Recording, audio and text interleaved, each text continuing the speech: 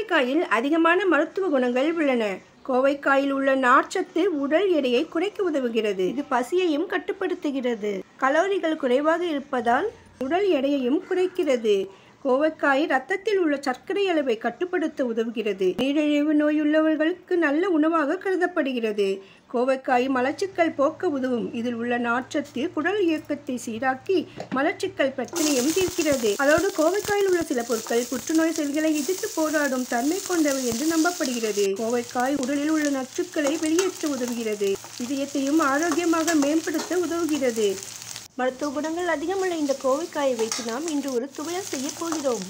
இதற்காக கோவைக்காயை நன்றாக கழுவி இருமுனைகளையும் கட் செய்து சிறு சிறு துண்டுகளாக நறுக்கிக் கொள்ள வேண்டும். சிறிதளவு நல்லெண்ணெய் சேர்த்து கோவைக்காயை நன்றாக வதக்கி தனியாக எடுத்துக்கொள்ளணும்.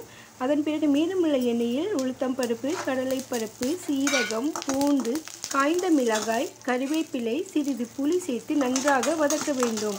கடைசியில் சிறிது பெருங்காயத்தை சேர்த்து அடுப்பை அணைத்து விடலாம். சூடு ஆறிய பிறகு இந்த கலவையை ஒரு மிக்ஸி ஜாரில் சேர்த்து கொள்ள வேண்டும். இப்பொழுது இந்த துவையலுக்கு தேவையான அளவு உப்பை சேர்த்து மிக்சியில் அரைக்க வேண்டும். தண்ணீர் சேர்க்காமல் அரைத்த பிறகு வறுத்த கோவைக்காயும் சேர்த்து நன்றாக கலந்து அரைக்க வேண்டும். தேவைப்பட்டால் சிறிது சிறிது தண்ணீர் சேர்த்து துவையல் பதத்துக்கு அரைத்து கிண்ணத்தில் தனியாக எடுத்துக்கொள்ள வேண்டும். இப்பொழுது இதை தாளிக்கணும். மீதமுள்ள எண்ணெயிலேயே சிறிது கடுகு, சீரகம், காய்ந்த மிளகாய், 2 பூண்டு, சிறிது கறிவேப்பிலை சேர்த்து நன்றாக தாளித்து மிக்ஸி கழுவிய தண்ணீரை சிறிது சேர்த்து துவையலில் சேர்க்க வேண்டும். அவ்வளவுதான், சூப்பரான கோவைக்காய் துவையல் ரெடி. இதை நாம் சாதத்தோடு பிசைந்து சாப்பிட்டால் சூப்பராக இருக்கும். அதே மாதிரி இட்லி, தோசை, சப்பாத்தி கூடவும் ரொம்ப நன்றாக இருக்கும். நீங்களும் ஒரு தடவை இதை செய்து பார்த்து எப்படி இருந்ததுன்னு சொல்லுங்கள். ஆரோக்கியமான இந்த துவையலுக்கு ஒரு லைக் போட்டு உங்கள் ஃப்ரெண்ட்ஸ்க்கும் ஷேர் பண்ணுங்கள்.